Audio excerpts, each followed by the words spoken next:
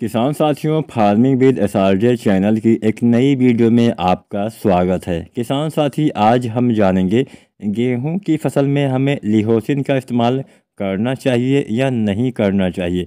आपने बहुत सारी वीडियो यूट्यूब पर ही देखा होगा जहां पे बताया गया है कि इसका इस्तेमाल करने से फ़ायदा मिलता है।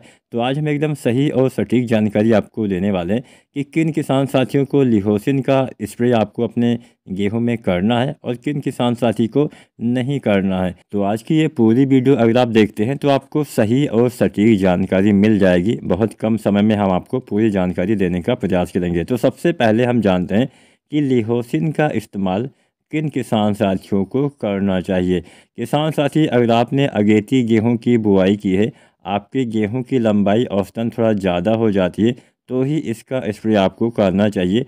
अब खासकर जो अगेती जो DBW वाली कुछ वैरायटियाँ होती हैं उसमें लंबाई ज़्यादा होती है, जिसमें लंबाई ज़्यादा होती है उसी में आपको इस्तेमाल करना है।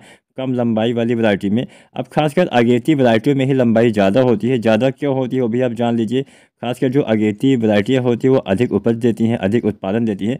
अब ज़्यादा उत्पादन देती हैं तो हमें खादों का इस्तेमाल भी उसमें ज़्यादा ही करना पड़ता है। उसमें हम ज़्यादा यूरिया डालते हैं, ज़्यादा DAP, ज़्यादा पोटाश डालते हैं। एक सामान्य वैरायटी से थोड़ा ज़्यादा डालते हैं ताकि हमें अधिक पैदावार मिल सके। तो ज़्यादा पैदावार लेते हैं तो पौधे की हाइट भी, मतलब जब आप यूरिया ज़्यादा डालेंगे तो स्वाभाविक रूप से पौधे की लंबाई भी थोड़ा ज़्यादा होने लगती है। तो उसी लंबाई को कंट्रोल करने के लिए हमें लिहोसिन का इस्तेमाल करना चाहिए, लेकिन सभी वैरायटी में नहीं।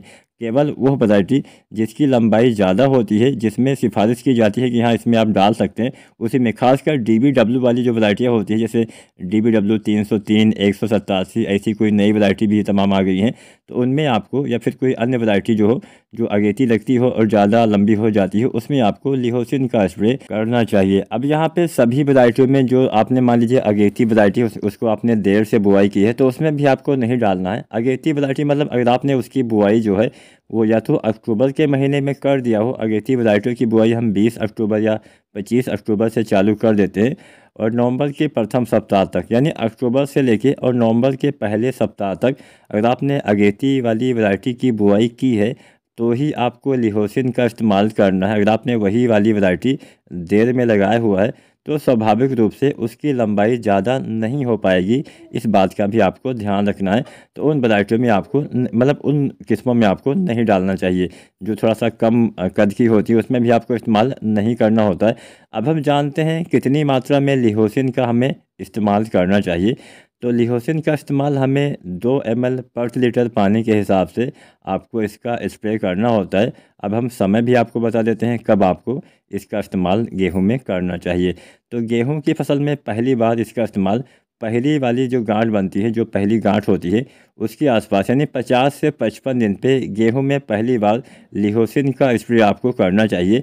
गेहूं में लिहोसिन का आपको 2 स्प्रे करना पड़ेगा। पहली बार 50-55 दिन पे और दूसरी बार 80 से 85 दिन पे, यानी जब गोब अवस्था में गेहूं चली जाती है, गबोड़ अवस्था में, जब फ्लैग लीफ का निर्माण होना स्टार्ट होता है उस समय डालेंगे। तो होता ऐसा है कि जो फ्लैग लीफ होती है उससे आपकी बाली की जो दूरी होती है वो थोड़ा कम हो जाती है, जिससे फ़ायदा ये मिलता है कि एक तो आपके पौधे लंबे भी कम होते हैं, दूसरा फ़ायदा ये मिलता है कि अंत समय में, मतलब एकदम लास्ट में, जब आपकी पत्तियों में भोजन जो बनता है वो फ्लैग लीफ के द्वारा ही बनता है, तो वहाँ से भोजन बहुत जल्दी आपकी बालियों तक पहुँच पाएगा, जिससे और तेज़ी से बालियों का विकास सही से हो पाएगा।